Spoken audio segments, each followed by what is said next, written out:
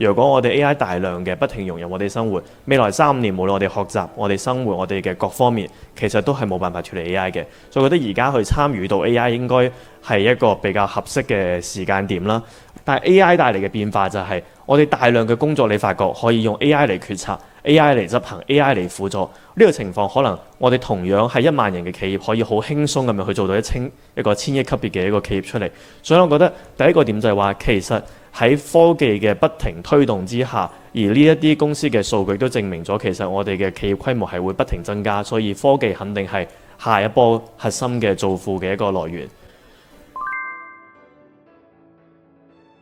AI 最大嘅機會係咩地方呢？人多嘅地方，係咪？中國人最多，因為 AI 我哋做嘅人嘅呢一個幫助同替代，所以人越多嘅產業，其實理論上佢用 AI 嘅概率就越高。所以我覺得就話將我哋嘅視線，我覺得除咗聚焦喺澳門，我哋聚焦喺灣區，甚至係全國全球去睇到底新嘅技術可以點樣去結合使用。而家我覺得 AI 就有啲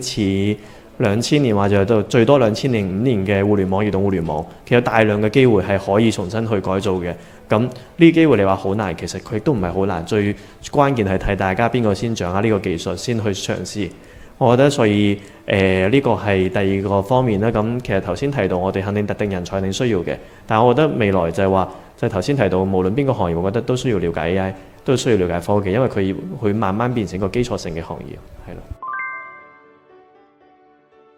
我哋可以基於國際嘅視野去睇，我哋有啲咩新嘅機會可以去嘗試，包括好多嘅呢個交流啊、研發，我哋係可以有一個國際化平台去做。我覺得所以第一個就用好本身澳門國際化呢一個平台啦，第二個就係用好我哋嘅科研優勢，因為包括我哋頭先見到我哋澳大都有好多國家實驗室，其實佢哋好多研究都係喺呢個全國甚至全球都係領先嘅一個水平，用好本身我哋嘅科研優勢，但係結合翻而家譬如話內地或者係海外嘅市場優勢同佢嘅呢個基礎人才優勢，因為畢竟我哋澳門人少。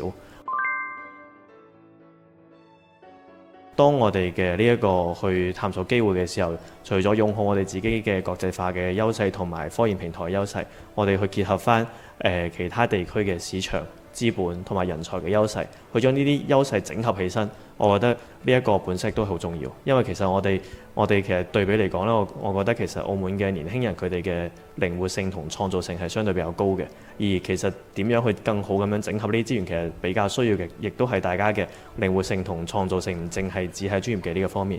我哋講咗我哋本身有好多優勢啦，但係其實最重要嘅就係都係走出去啦，係咪？就係無論係譬如話係我哋呢一個行業上，我哋走出去。我哋地域上，我哋走出去，更多咁樣利用好我哋優勢，真正去從呢一個我哋設想，去向呢個現實向前去邁一步。我覺得呢個可能係最重要嘅呢個特質，同埋希望大家去更多嘗試嘅突破啦。